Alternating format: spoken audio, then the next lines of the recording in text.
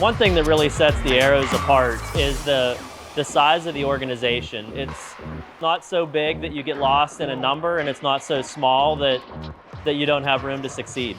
A typical practice in the 8 and under program is really a high-paced, station-based practice. We keep the kids moving for 60 minutes. They're never doing the same thing. They're never sitting idle. We do a lot of small area games and work on everything from the basics of skating and technique to actually playing hockey.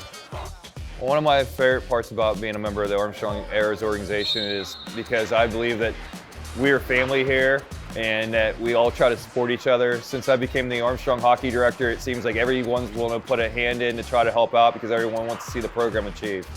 One of the short-term goals is, of course, player development. The main focus right now is to try to build our numbers in our organization, and I want to start from the bottom up. The long-term goal would be to see players advance to the highest level that they can achieve. I'd love to start progressing players to the NCAA level. I've been part of the Arrows my whole life as a player and as now a coach. It's community, it's family. There's a lot of local families here that you get to know, that you spend so much time with. So it's really about being part of a family here. National Bound Hockey is a commitment from players, from parents, from everybody. 2 practices a week, tons of travel, but everybody knows that coming in and they commit.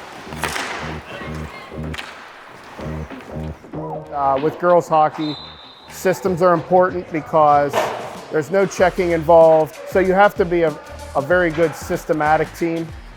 So college coaches have told us they're not going to go to an all-boys tournament to see one girl play. They're going to go to girls tournaments where they can see 100 girls play. That's where these girls are going to get the exposure to college coaches if that's their desire to do.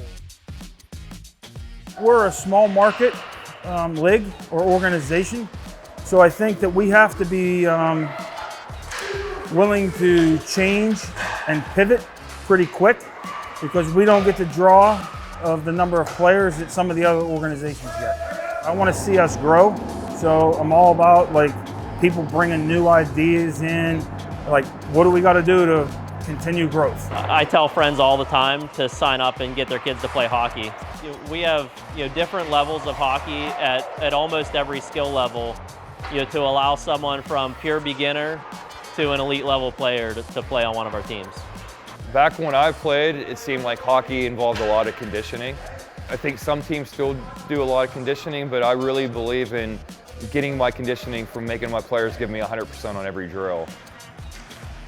So I believe that when something has been good to you, which this sport has, and maybe not me personally, but I can tell you, watching our sons come through this organization and knowing how well they did, I just feel like I owe something back.